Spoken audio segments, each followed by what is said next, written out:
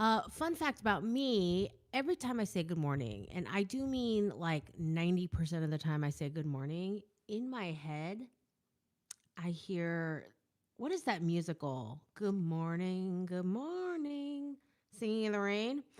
I hear that and I am tempted to sing it all the time. Not that I have like some stellar singing voice and I'm trying to like show off my singing prowess. It's just that's how I hear it in my brain all the time. All right. So a little bit of house business. I think hi Gabrielle. Hello everyone. Do let me know, sound check, how things are going. I don't have a topic for today. I didn't get any particularly questions that required like a long thorough answer. Thank you, Gabrielle. So I don't have like a thing, but I do want to talk about Balenciaga this morning. For those of you who don't know, I do have a Patreon, patreon.com/Zoe Hong. And one of the things we do over there is we have a fashion book club, and it is at the Energizer level. And so we have a chat thread where we discuss the book and we read a chapter a week. And with this current book, the Balenciaga biography, each chapter is about 30 pages. And I'm not going to be doing book club here. Okay, book club is for Patreon. But I did want to share a little snippet today for those of you who don't know much about Cristobal Balenciaga, the person and his career, not the label. Okay, the label is very very different now. Um, Cristobal Balenciaga showed his first collection in Paris when he was 41 years old. Okay, and for a lot of people who love fashion and love reading up on the history and biographies of the big famous fashion designers. Hello, Gallo. Good morning. Um, they know that Cristobal Balenciaga is from Spain and he had some kind of career in Spain before he moved to Paris in the 30s and became a fashion designer in the 30s. But people don't know like the real details about that. They make a lot of assumptions. And I just want to clarify a couple of things. Okay, number one, he was 41 when he showed his first collection in Paris. And before that, he didn't do much designing. Hi, Ellen. And he was a buyer. Okay, so he learned how to sew because his mom sewed, and he was mainly a buyer for a department store. And then he ended up opening up his own boutique and then another boutique and another boutique. But he was a buyer. Okay.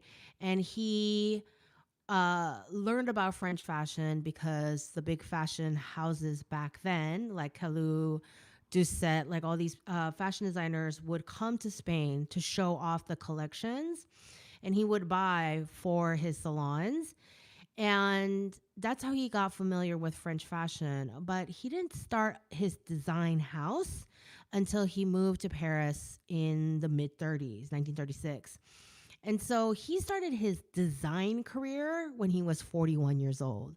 And I just want to emphasize that for people who approach me all the time about making a career shift later in life.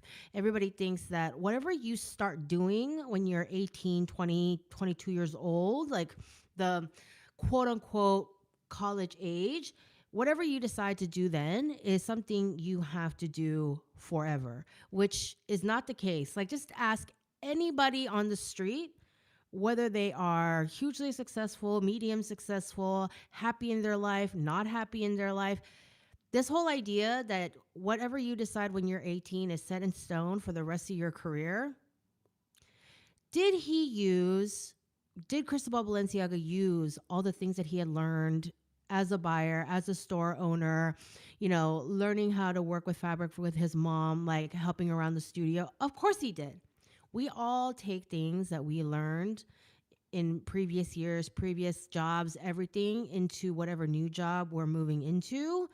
But it's okay to make a career change and a shift in your 40s or even later than that. So, Cristobal Balenciaga, who I think most of us can agree that is one of the greatest fashion designers of the modern era, and or just in the history of fashion history, not costume history, not in the history of all clothes making, but in fashion history, which is different from clothes making. He is one of the greatest fashion designers to have ever lived, and he didn't start designing until he was 41. That's when he showed his first collection. And I'm going to share one more tidbit with you. The rest I'm saving for book club, but his first collection wasn't that great.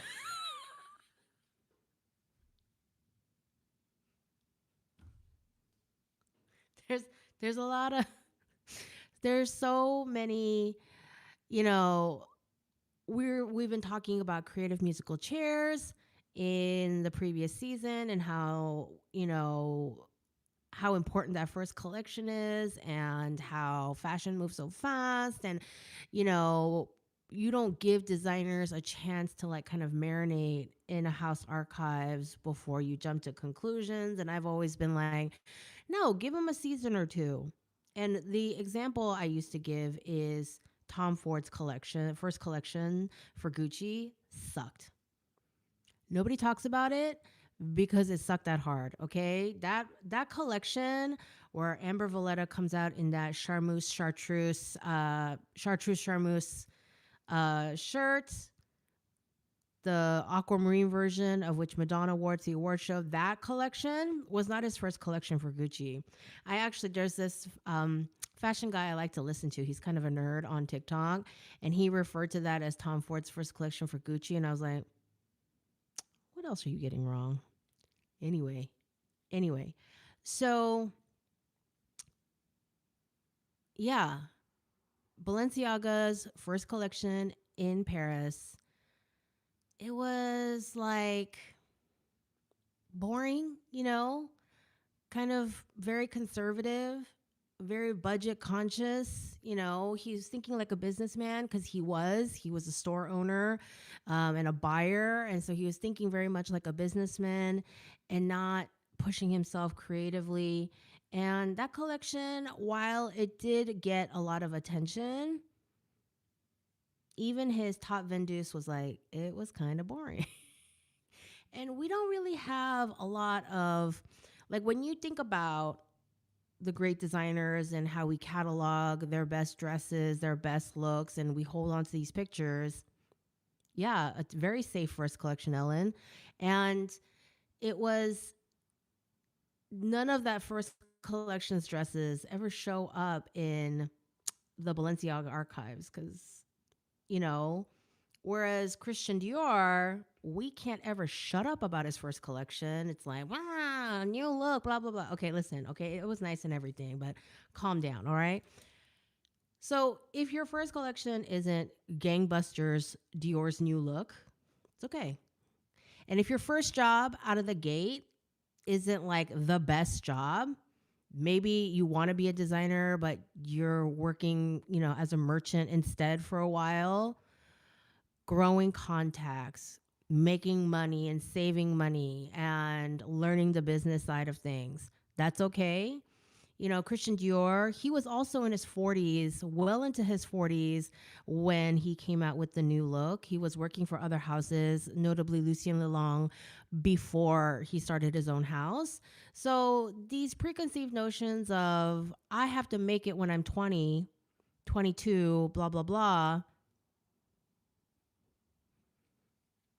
doesn't mean anything. And you don't have to stay in that particular course, especially these days. I think Gallo had mentioned something about how technology moves our industries forward so much faster than they ever have before.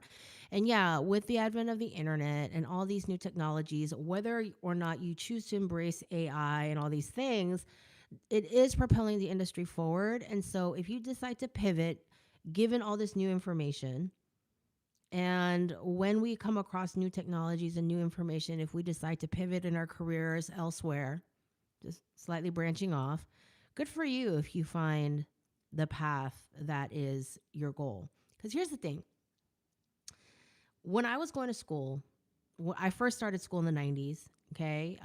And when I was going to school, there weren't a lot of fashion majors. There just weren't. Um, it was, you had fashion design majors and some fashion merchandising majors. There were a couple, but for the most part, they were all fashion design majors. And once you graduated with your fashion design degree, you could go off and do a lot of different things because you had a degree in fashion. And so, like, people who are looking for entry level work assumed that you had a certain level of knowledge about fashion.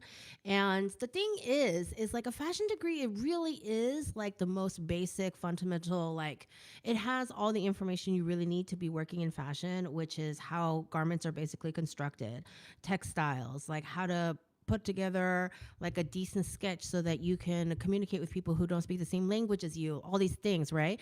And so people went off and branched off into all the different things, all the different kinds of jobs that are available and need to be filled in the fashion industry. And if you want to know more about that, I do have a careers in fashion video on the main channel. So that is to say that whatever you studied when you're 18 does not have to dictate everything you do in the future. Okay.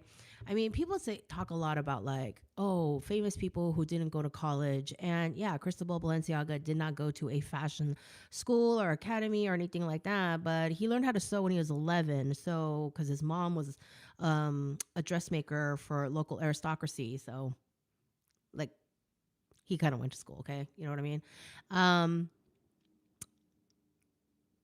So it's been something that I've been thinking about, and I will be discussing more at length with my Patreon book club, along with some of the other really interesting details about his life that I really did not know. Like, I love Balenciaga. I have often said, when I say mother and father, I do mean Madeline Vianney and Cristobal Balenciaga.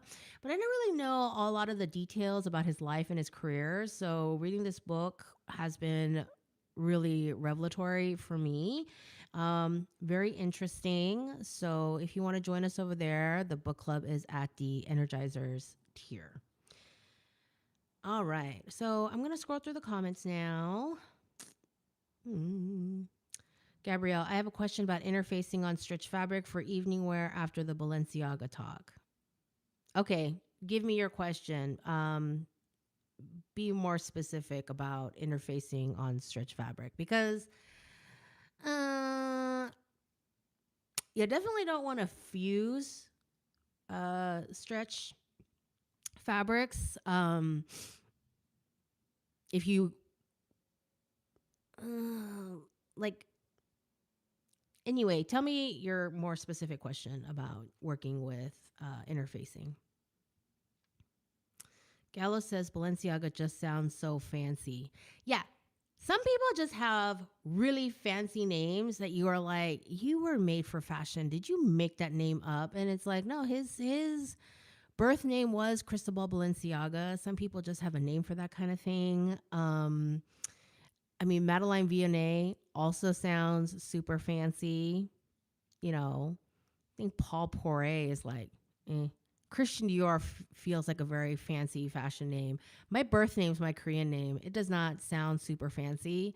I mean, even in Korea, not a lot of people go by their like regular, degular Korean government name as a designer. So that might be a lot of like Eurocentric Western whitewashing in terms of what sounds fashion, but I'm not going to get into that too much. But yeah, some names just sound freaking fancy, and Cristobal Balenciaga definitely sounds fancy. Because, like, I mean, Charles Frederick Worth is considered the father of haute couture and the father of modern fashion, and it's like Worth. I mean, that's not a particularly fancy name either. So,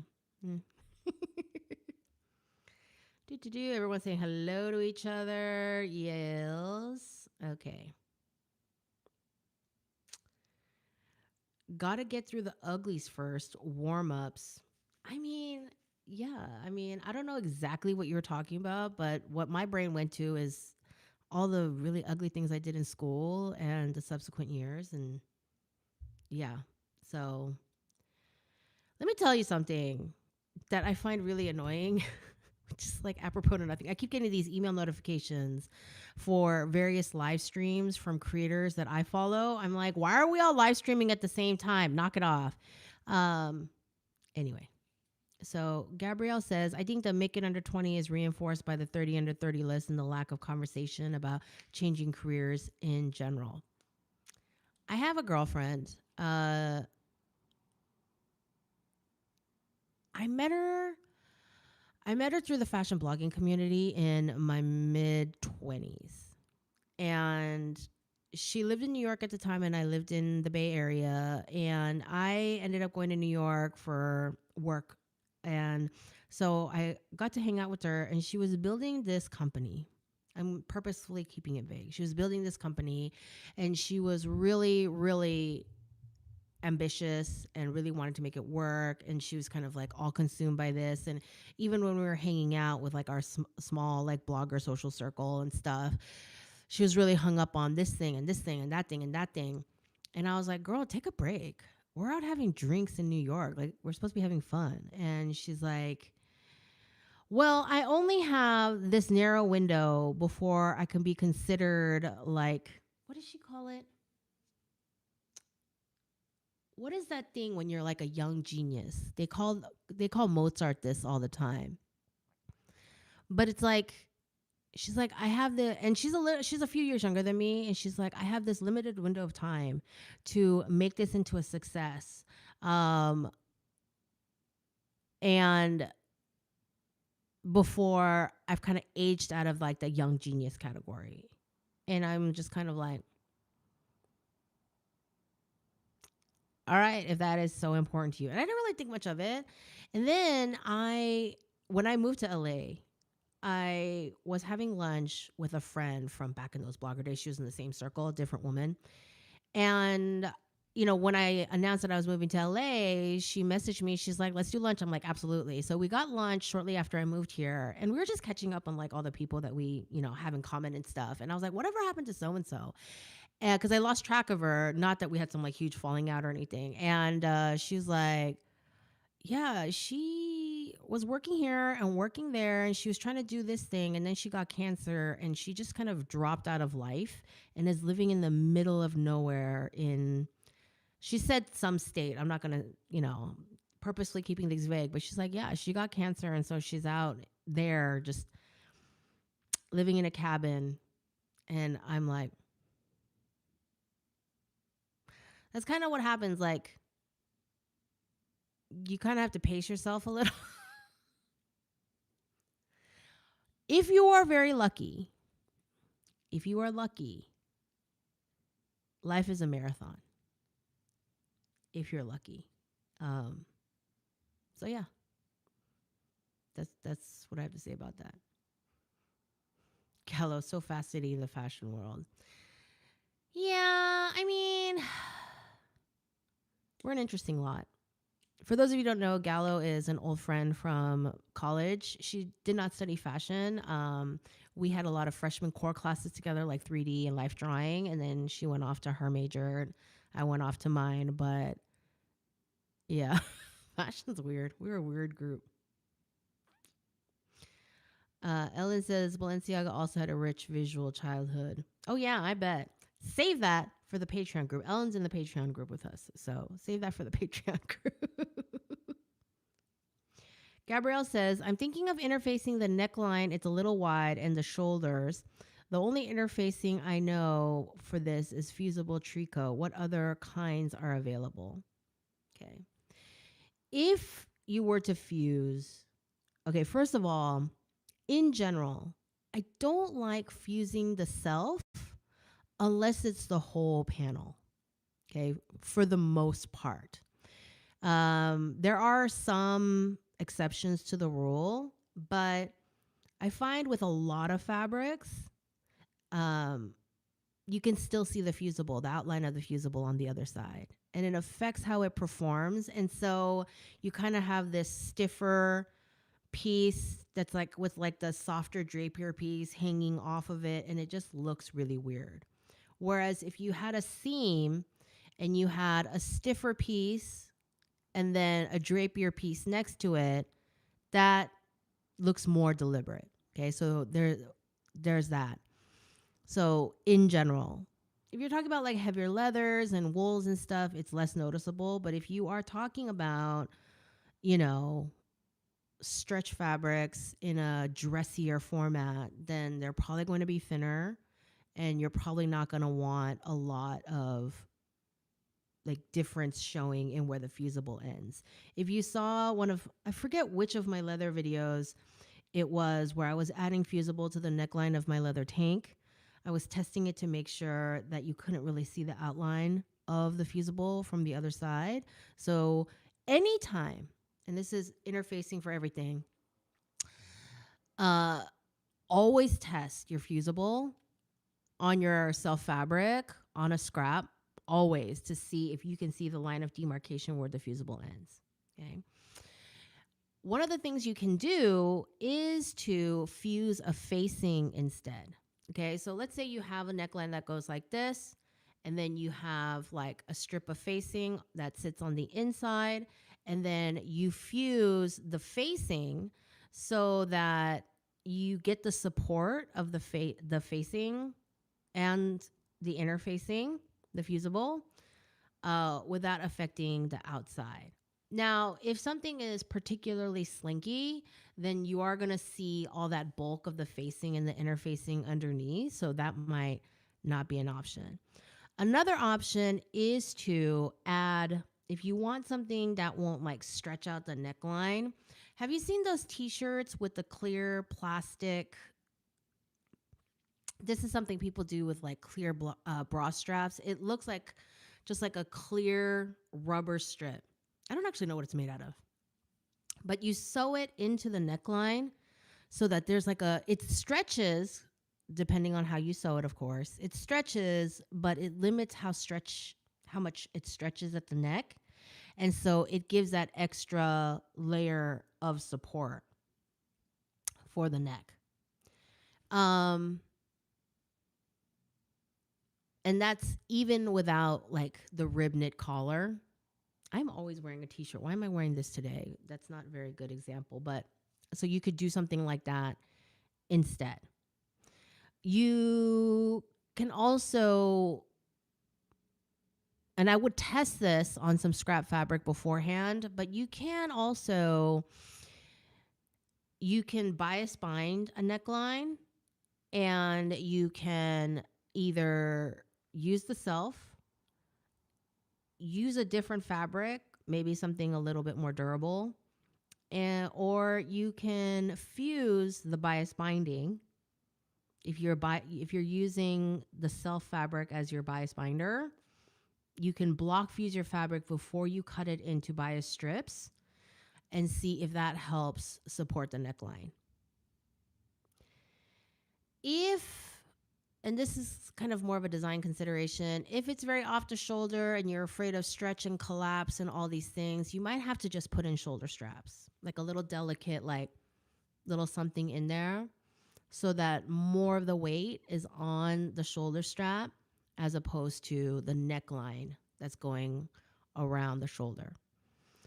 So those are your options. I've also seen, you know what? Speaking of college, my girlfriend Susie bought me this shirt that I still have. I have a box that's like sentimental clothes that I never wear only. Okay. And because I was going through my storage just yesterday, that's how I remember it. She bought me this shirt, and it was in college, and it's like off the shoulder, and it's got a rib knit trim that is the same color as the rest of the top. All of this is like stretch knit, and it's like a 2-inch wide. It's like off the shoulder like this, and it's like 2 inches wide, rib knit, and the rib knit is kind of strong, and it has that little elastic I was telling you about sewn into the seam where the rib knit trim meets the jersey, and it really holds that shoulder shape really well. Um, but it is a sportier look, so I don't know exactly what you're going for. You could do like a wider like trim like that, not in a rib knit. You could do it in the self, but maybe fuse the self and then have like the wider collar. Like, so those are some options that you could do. Hmm. A savant homemade soup says a savant. Uh, that's not the word she used, but I'm with you on that. Hmm. Gallo, life is a marathon if you're lucky. So we got to make that a hoodie. Listen, my mom died when she was 37. I'm turning 46 next week. So, yeah, like life is not that long for a lot of people, you know? Uh, Jay wants an opinion on India. That is a very vague and very loose. If you're talking about in terms of fashion, I mean, like India has a lot to offer.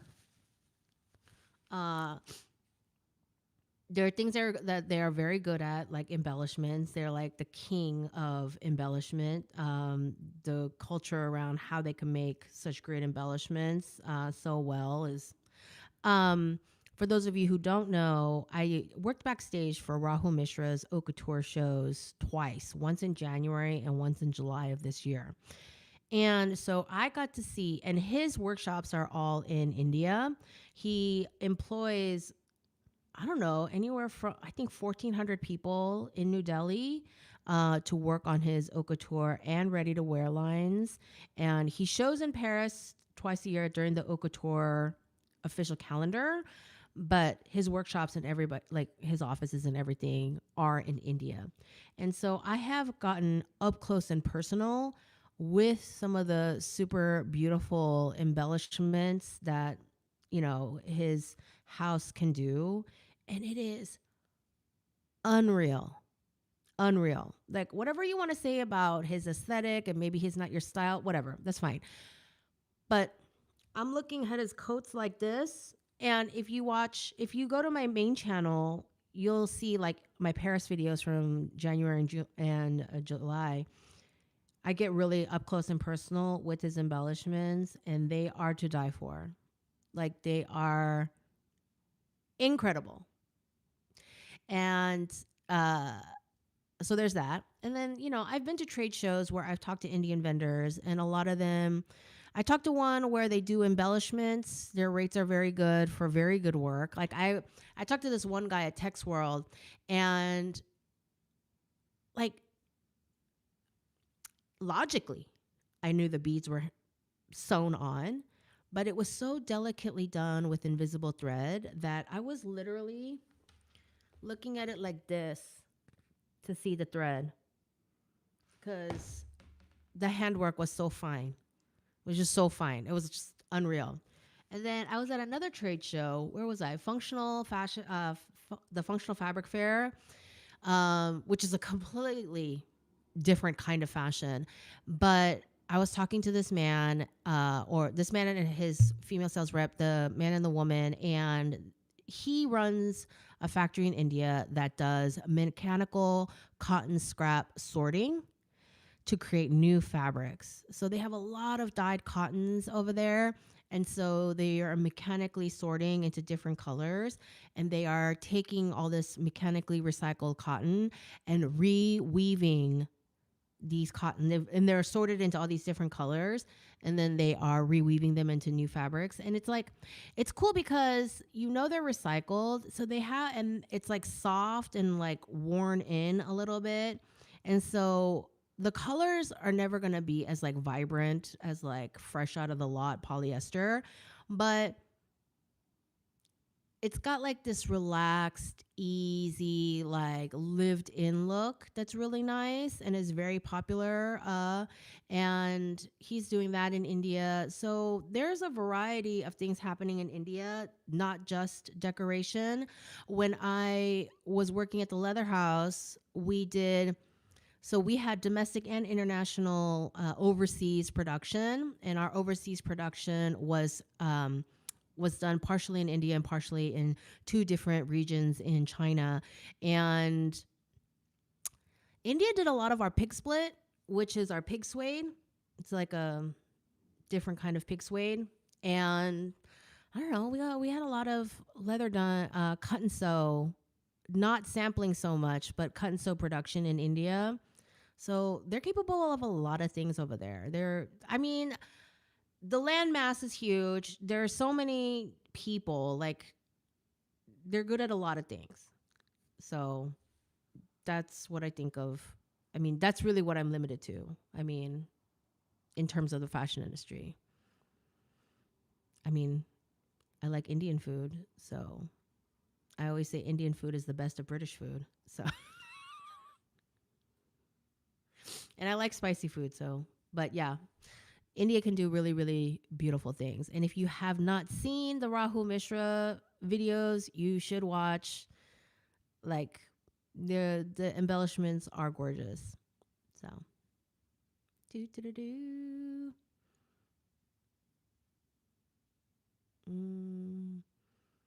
Gabrielle says the fabric is a burnout velour. Uh, Prodigy. Yeah, prodigy, I think is the word she was using. Yeah, she's like, I only have a narrow window where I can still be considered a prodigy and have a business this size at my age. After that, after a certain age, you're no longer considered a prodigy. I'm like, girl, and wouldn't you know it, she gets cancer. So maybe life won't be a marathon for her. Wherever she is, I hope she's doing well. But the way she pursued her ambitions, like, I don't think that's good for people. Not just her or anything. I don't think it's good for people's health. Yeah. Burnout velour. See, then your options are even less because you have a lot of sheer aspects with burnout velour. Um Without seeing or hearing any more of the design, like a wide neck off the shoulder look is going to be kind of hard to do in the burnout velour, and you might want to consider some kind of shoulder strap or or some kind of design adjustments to make the neckline not quite as wide. Do, do, do. Oh, thanks for the birthday wishes, everyone. Uh, Claudia, hi Zoe, that color looks really good on you. Thank you. It is one of my favorite colors. I love all things chartreuse. It is one of my go-to colors. Whenever I see a chartreuse, I'm like, ooh. We all have those colors, right? Where it's like, oh, like, I'm not an orange girl. I don't actually know if I look good in it or not. I gravitate towards orange for my husband. Orange is my husband's favorite color. So if I see orange, I'm like, ooh, for my husband, not for me. But yeah. Anyway, any other questions? Any other questions? I mean, we could do a short live today. I got book club. I got, what else do I have going on? I'm working on my Friday video.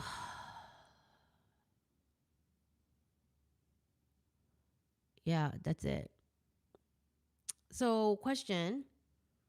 I am thinking of moving the live streams, the weekly live streams, to the main channel. Any thoughts? I mean, it would run exactly the same Tuesdays, 10 a.m. It would just function out of the main channel. And you're like, why? Because I need some action over there. It's been hard for me to try to maintain both channels, and I've been putting a lot of effort into this channel, but I think that uh I'm gonna need to do some more stuff. Gallo says, do it, have this one as a backup. No. This channel is kind of, I mean, neither one of them are backups because they're different things. Like, I've gone back and forth. Like, should I have just collapsed everything into one channel? But it's like, over there, I'm Zoe Hong Teaches. Over here, I'm like, Zoe Hong just fucks around and does stuff. So, um, yeah. Gabrielle says, I see no issue with moving the live on the main channel. Mm.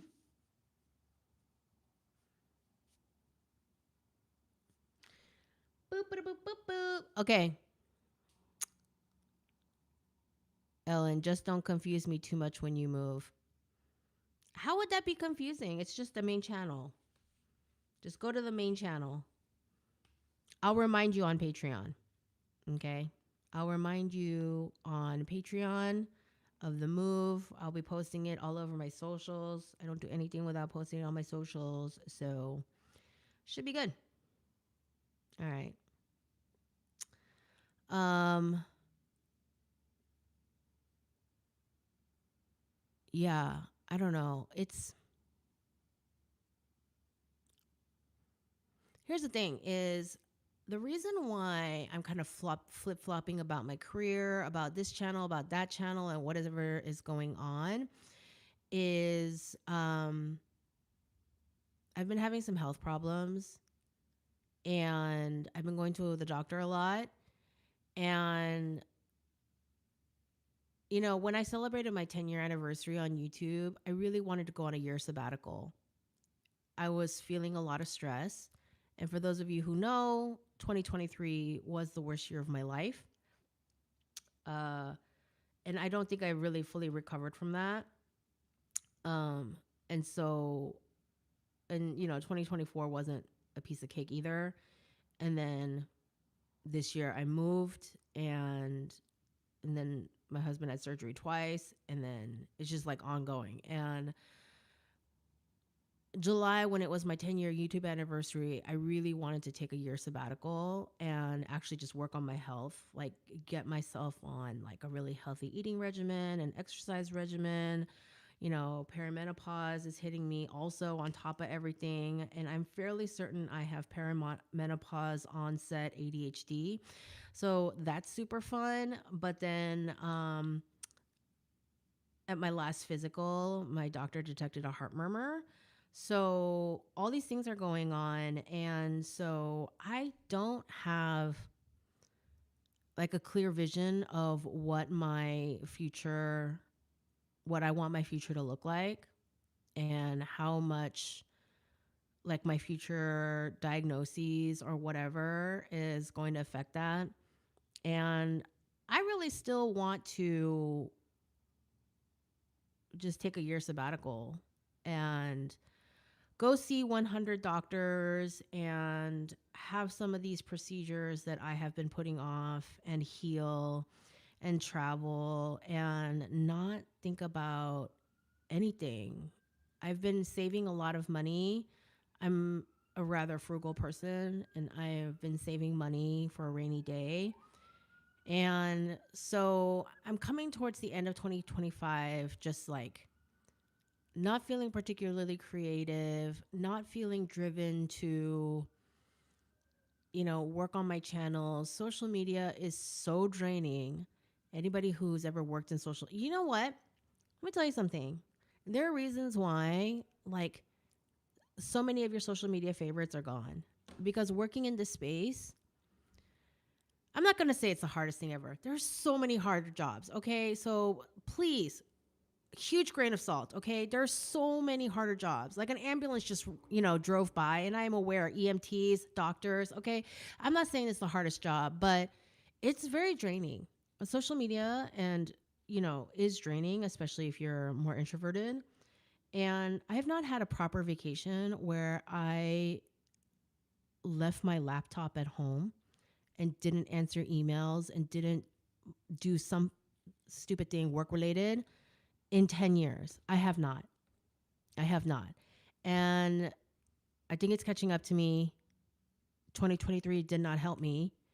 And so I'm at this crossroads where I want to make a career shift into back to design and away from teaching.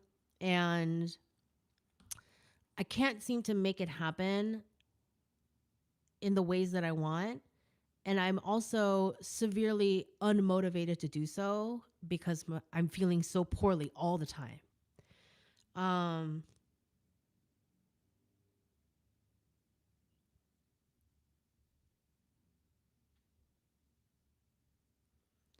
So I just want to spend a year like going to all the doctors and getting answers for like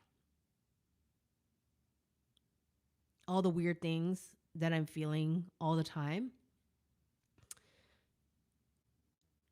And I can't like make a plan like, oh, I'm going to do this on the channel, I'm going to do that on here and that on here. I can't make any like long-term like um decisions about how I'm going to be directing my career. Like I can't like pick a thing and just be like, okay, this is where we're going and these are my new goals. Like I can't do any of that until I take a nice long break and I go see like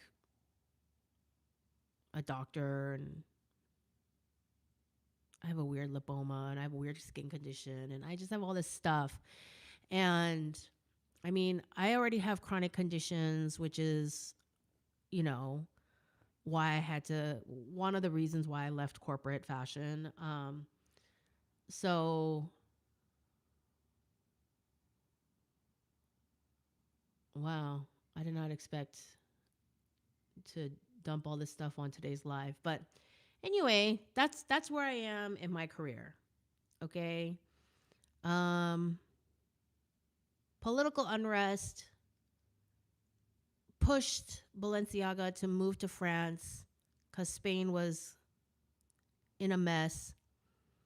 And so he moved to Paris and changed his career. And now I want to take a year sabbatical and straighten out my head and my body and what I want to do next. And until then, like everything is just treading water. Just everything is treading water. So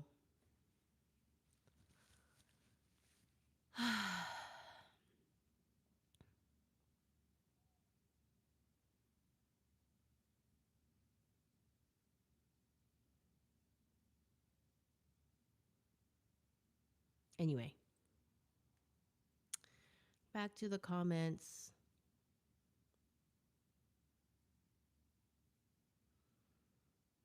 Gallo, you're on your own timeline. Layoff forced my needed sabbatical, learning that self compassion, patience.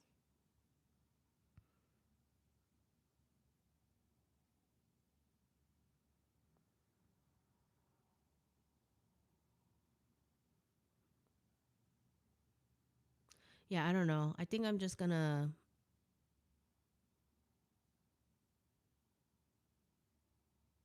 I don't know how much of my stuff I just want to close up.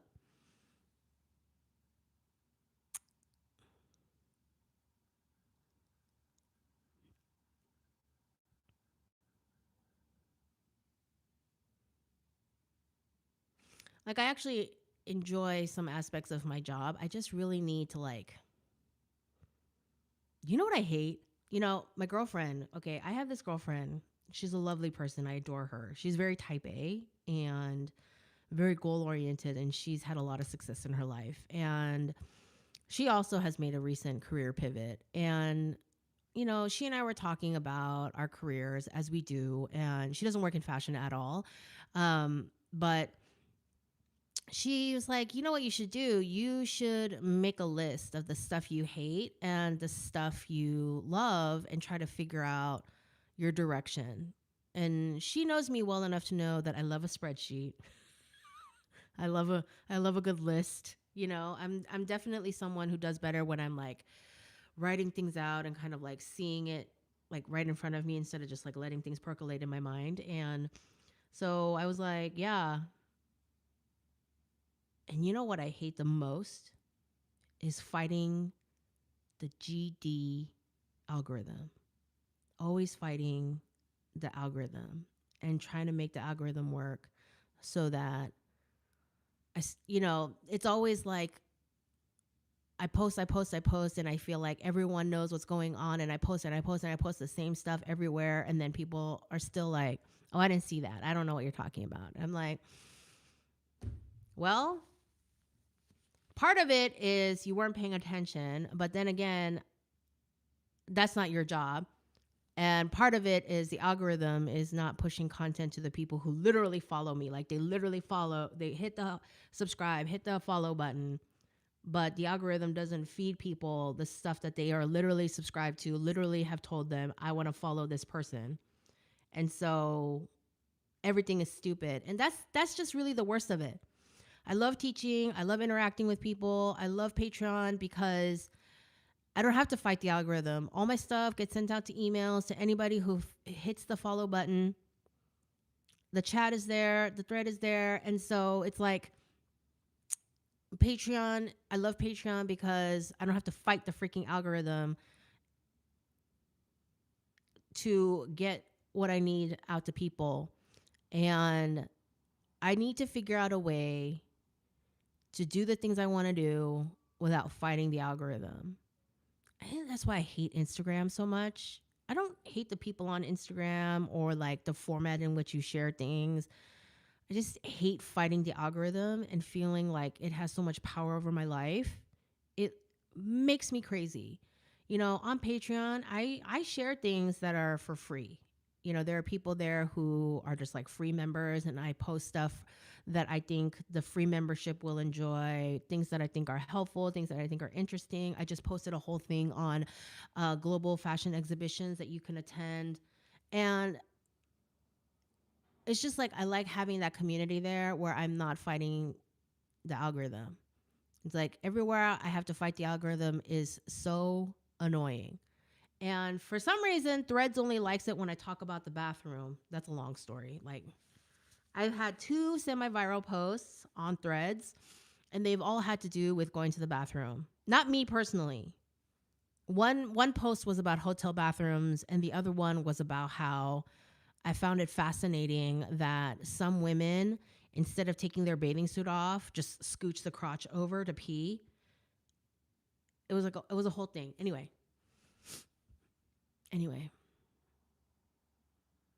fighting the algorithm is exhausting. I think that's the worst of it. It's not the people. You know, I'm a teacher. I'm used to all kinds of questions. People throw questions at me all the time. I love it. Most of the time, it's like very respectful, and so it's fine. But like, ugh. Anyway, so yeah, I'm just in this like thing, you know, I'm going to get some answers on Friday. I think I have appointments on Thursday and Friday. Um so we'll see. We'll see. I'm really I think that's why I glommed onto the whole like Balenciaga having this career shift at 41, cuz I, like many other people, thought that he was designing in Spain this whole time, and he really wasn't. He had shop clientele that he was buying clothes for. And I think he was also like occasionally making things here and there to add to his store, because there's some mention of him like copying a V&A design. Um, but she encouraged him to design his own creations himself, like full time. And so he was not doing it in Spain. It wasn't until he was in his 40s that he was doing it in Spain and in France. He was designing full time in France at the time. So I don't know. Not to say I'm a Balenciaga. I'm just saying if he can do it, shit. Those of you who know me, those of you who like listen to all of my yapping, know that I have a roster of people I admire for having like later in life success. You know, in all categories, like how Harrison Ford was a carpenter well into his 30s. And Alan Richson didn't get Reacher until he was like 38, 39. And he had been in Hollywood since he was like 19 or something, but he didn't really make it until in his very late 30s. And I just watched Playdate last week over Thanksgiving, and he's so ridiculous. His like character in that was like the perfect combination of Thad Castle and Reacher. It was hilarious. And I don't know, just I just like hearing about these things. So whatever. Anyway, never too late. Taking my own advice. It's too late when you're dead. Dead might be faster for me than I thought, but here we go. Do do do. Okay. All right. Do do do. Gallo says it's an insatiable beast. Older creatives know that we've been the OG creators, so we know that grind now. It's more public to show, document, process. Yeah, like this whole like I've been working on some stuff and I've been putting some stuff together for Friday's video, and it just really annoys me that I have to stop and freaking document everything. It really like interrupts my flow of making things. I also think that's why I wanted to take the sabbatical so that I can make things without having to catalog my process. Um, it's like one thing, if I think about when I was in school and I was making some of the craziest stuff I ever made in my life, if I had to stop and catalog my process like the whole time, like when I was in school, I had a little red Nokia and I dropped it on the concrete floor of school so many times you could barely tell it was red anymore.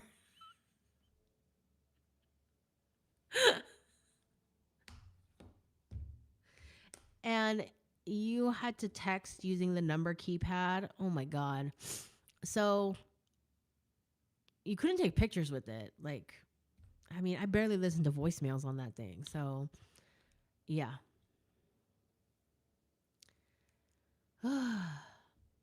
Jackie M says, I can completely understand. I had my second cancer diagnosis this year, and day before my radiation started, I was told my position would be redundant when I am 100% recovered.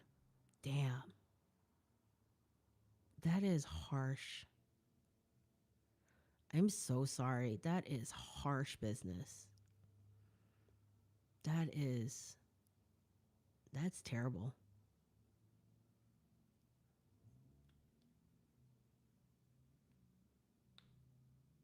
That's,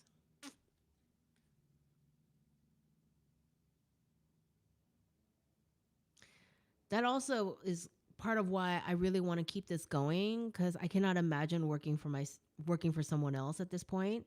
I've been working for myself for so long. I mean, when you're at a teacher at a university, you don't really have a boss. I mean, you do, absolutely, the administration, but you're pretty much left alone as a teacher for better or for worse. And so it's not like an office where you have to go to a bunch of meetings and follow like 100 email strings. And maybe if you're a full time faculty, but as adjunct, not really. And so,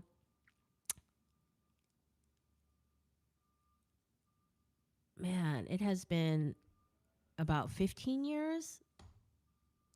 It's been a long time.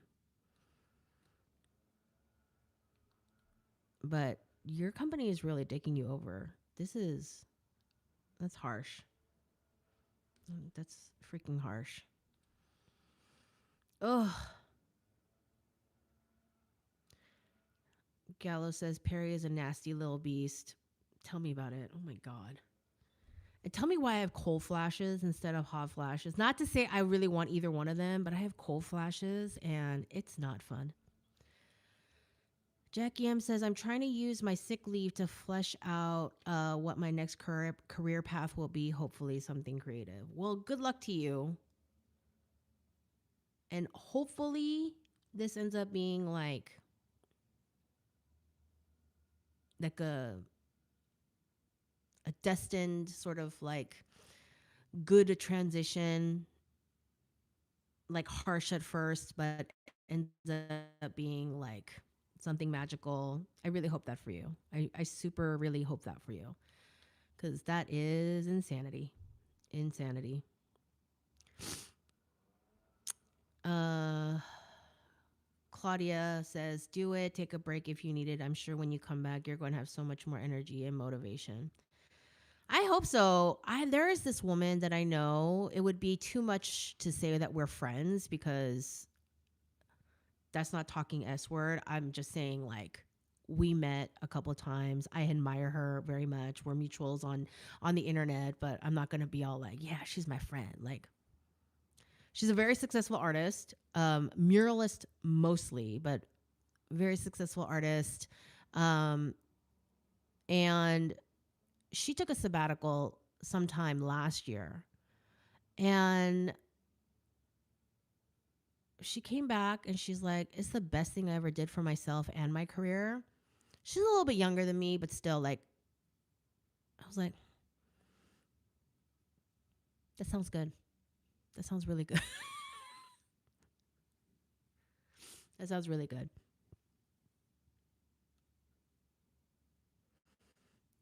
Alexandra sent clapping seal. I don't know what that means, but there's a little gift icon next to it. So I'm going to say thank you.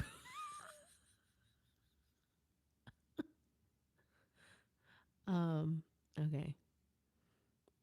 Dupioni lady says, I don't know if you noticed if YouTube had a dip overall in engagement in the past month that appears to impact all creators. What I mean is to not encourage you to blame your hard work.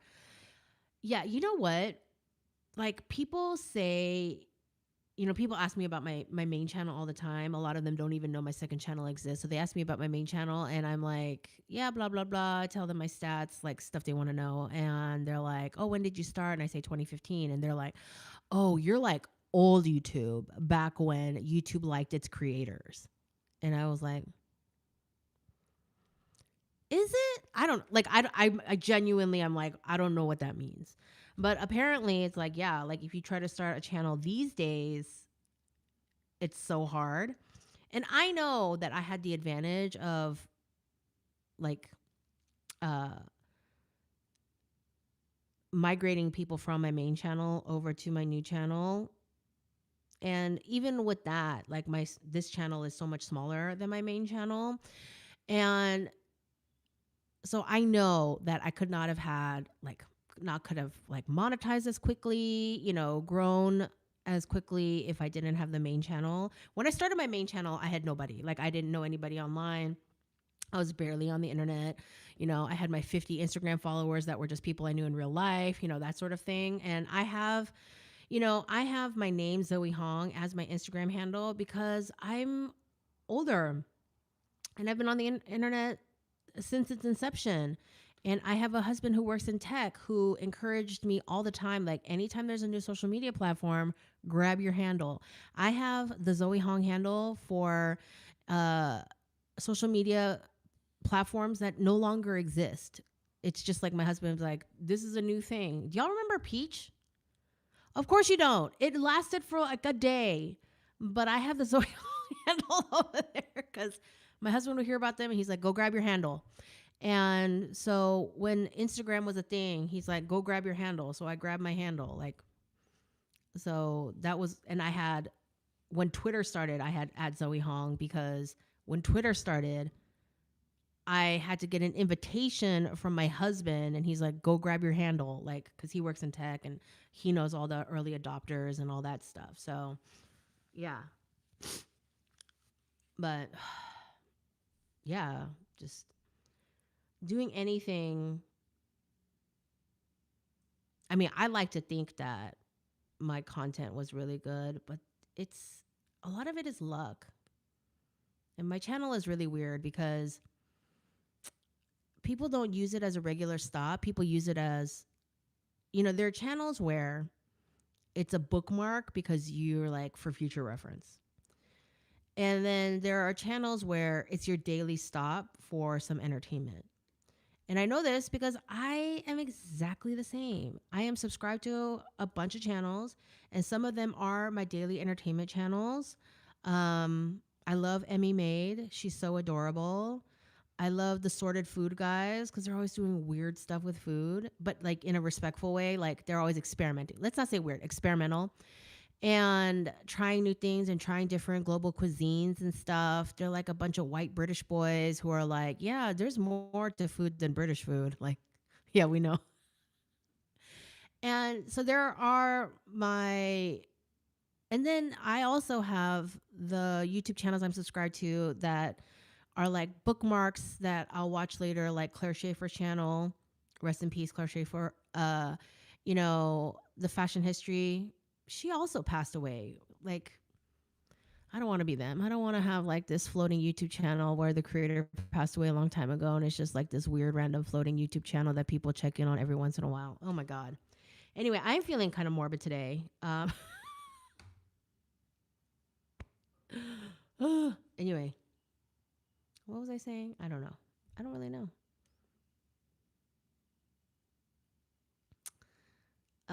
Susan says, I've been on my fashion channel as long as you have. I still don't know how to track the algorithm. The algorithm is an elusive beast, and she's terrible. I hate her. Ellen says, IG is particularly bad at giving me people I don't follow and no one I do follow. For real. Out of everybody, out of everybody, even Facebook, even though they're technically the same company now, Threads, like out of everyone, and I'm on Reddit, like they are the worst at not showing me stuff from the people I actually follow. They are really the worst. So Virgil Abloh changed career too, says Gabrielle. Okay, listen. So if you stalk me, you know I'm a big fan of Robin Givens, and she wrote a book on Virgil Abloh. It just came out. I think she's still on the book tour, like the official book tour, and I'm dying to read it. I put it up on the poll on Patreon. So anytime I do these like movie of the month, book club things, like I always give people options, and like the people who follow me, they can vote on whichever book or movie they want to check out. And the Virgil Abloh book was voted down. Some people not it wasn't voted down. It was outvoted by Balenciaga. Like Balenciaga was the clear winner. But I think some of it was people didn't want to pay a lot of money for a brand new book. So I'm going to try to sneak it into the next poll when we're done with Balenciaga, because that's another person's career that I'm really interested in learning more about, that I really don't know much about. And Robin Given is like, she is my favorite fashion journalist. I respect her the most out of all the current working fashion journalists right now. And her and Dana Thomas. I love a Dana Thomas book. Um, so I do want to check out the Virgil Abloh book. I don't know if I want to do the Virgil Abloh book or the Battle of Versailles, because I really want my Patreon group to learn about the Battle of Versailles. I think it's a really important like story of fashion history that we should all learn the ins and outs about in so many different ways. So many different aspects of the Battle of Versailles is so important for people in fashion. And I was looking for the documentary online and it is impossible to find. So I'm like, well, if we can't watch it, maybe we read it. And Robin Givens has a book on Battle of Versailles, so that might be on the list too. Uh Dupioni lady, red Nokia, a real one, right? The little one, we call them the candy bar. Gabrielle, Zoe, you need an assistant following you with a camera and then edit and upload. For real though, I just like my privacy too much. I'm like, get out of my face. But I think that's gonna be one of the things I do moving forward, is finding someone to just film it, because the filming is like, mm-hmm. Gallo says creative flow interruption. That's it. That is really what it is. All the cataloging I have to do is I just want to work. And then sometimes I'll be in a zone. Like the way our new house is set up right now, we have a big living room. And so half of it is my sewing studio and half of it is the living room. And my husband works in the living room because he works in tech. All he needs is his laptop. So he sits on his little spot on the couch and he tippity tappity types. And we're just zoning. Okay. I got some K drama on Vicky in the background or some podcast, and we're just jamming next to each other. And then I'm like, oh crap, I forgot to take a picture of that. And then I'm like, oh, I'm going to turn it inside out and take a picture of it. I love you guys. And this is why I do it, because I love you guys. So enjoy. Ellen says, I was forced into a sabbatical when I was diagnosed with a rare autoimmune disease just after I retired with big plans. This is what I'm saying, is we need to take charge of our lives and take our own breaks before like our health literally puts us on our butts. I'm kind of at that stage right now. I'm not quite at on my butt category yet, But I don't want to be there. I want to be healthy enough to actually enjoy my sabbatical and be creative and, maybe go to Ireland and take that tailoring class I was telling you about the other day. Jackie says, I have had my web domain for over 10 years, not done anything with it, but now it comes in pretty handy. Yeah, ZoeHung.com has gone through a lot of iterations, but the internet really is forever. I still get emails to my old blogger email. Like, I have a WordPress blog from 2005. It's not called Zoe Hong. Okay, you can't find it unless you know about it. But I still get random emails to that. I'm like, Gabrielle says, I hope your videos are saved somewhere safe because if YouTube goes down, I will cry. The main channel is basically school to me. Hold on. Hard drive 1. What is this? How many terabytes is this? I think it's like 4 terabytes. Hard drive 2. I think this is 3 terabytes. Hard drive 3. Video footage 2015 to 2017. This is my first external hard drive that I bought back in the beginning days of the channel.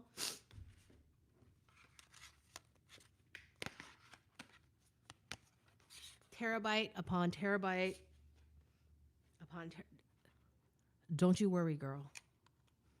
Don't you worry.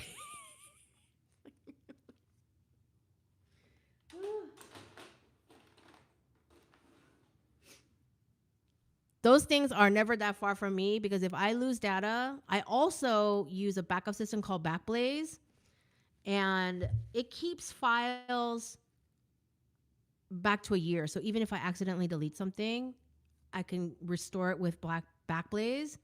I highly recommend everybody who has a lot of creative files, who has a lot of work that's in like digital files, to use a backup service. Like, I use Backblaze. I don't know. My husband, he did the research. He found Backblaze. That's who he chose. Not an ad. So, yeah. Dupioni says, I miss Claire Schaefer. For real. Her books, I have so many of her books. Her fabric sewing guide. Hold on.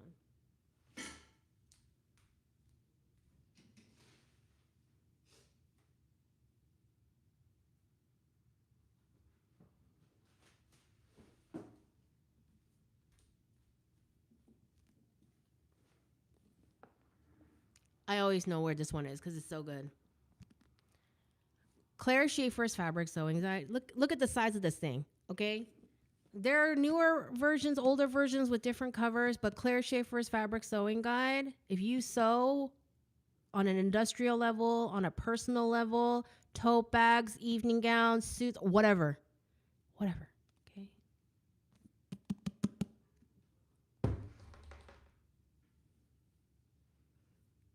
Queen. The algorithm keeps changing and it messes up with most creators, especially my faves. It's disappointing to hear it discourages people to create at times. Yeah, all these stupid bullshit social media platforms are always like, oh, it's about discoverability. And it's like, why can't you be like TikTok? TikTok has 2 tabs, the For You page, which is just everybody, and the following page. And so the person who is looking at your feed, like, you can look at your own feed and decide whether you want to look at just the people you follow, or your For You page, whatever you're in the mood for. But at least you can find everything, People say they can't find my stuff all the time, and it's like,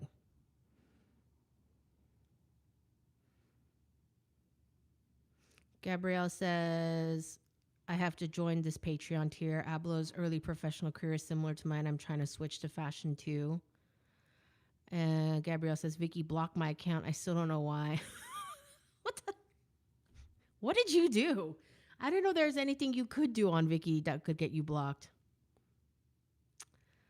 So, yeah. I am Rose says Claire's YouTube channel has so much invaluable information too. Rest in peace. Yeah. The Fashion History channel, um, I'm brain farting on her name. She was this white lady with a British accent, and her fashion history videos are some of the best ones I've ever seen. I especially love her color theory throughout fashion history series. Just incredible. Um and yeah, Claire Schaefer, like, but they're bookmarks. They're not daily entertainment videos. They're bookmarks when I'm like in the mood to learn some stuff today. And I'm aware that for most people, my channel is one of those where they're not watching me every day for funsies. It's like, okay, I'm in the mood to learn something, or they want to search something specifically that I may have, talked about before. So, yeah. Anyway, I have been yapping for over an hour yet again, which is ridiculous considering today I came in without much to talk about at all. Uh, so, yeah. Thanks for being so kind to me today. While I wouldn't call it a crash out, but kind of a blip. Um, but yeah, like if you want to really keep track of me, follow my Patreon. That's the best way to keep track of me. And that's not, you don't even have to pay for it. Like, you can join the free membership, and I post like at least a few times a month some interesting links. And you can go back to my old links and check out old links also. Um, because that's going to be the most steady. That's my beloved community over there. Our book club is awesome. I'm really enjoying the Balenciaga book. And then we have movie of the month at a different tier, at the meetups and archives tier. We do a Zoom meetup and we have movie of the month. Um, we're voting on this month's movie, which is Funny Face, Frankenstein, and the Dries Van Noten documentary. So, anyway. Oh my God. Gallo says, have a great day. Everyone catch some sun and fresh air if you can. I'm off to Puerto Backyarda. Girl.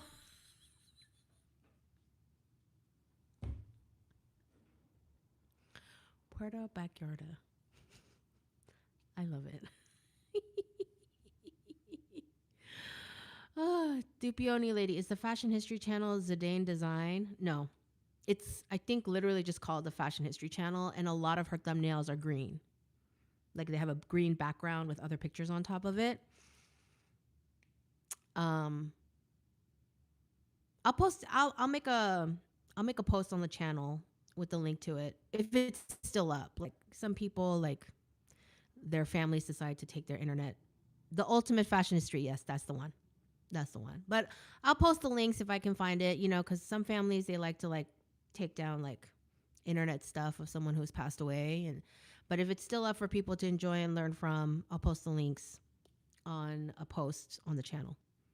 All right. Have a great day. Enjoy Puerto Backyardia, Gallo. I keep wanting to call you by your first name, but I'm trying to like, keep your online anonymity and call you by your internet name. But anyways, oh, Gallo, I still have an incredible photo of you somewhere where you're flipping me the bird on one of the Otis couches. So I'm gonna find it for you somewhere. All right. I love you guys. Thank you for today. Bye.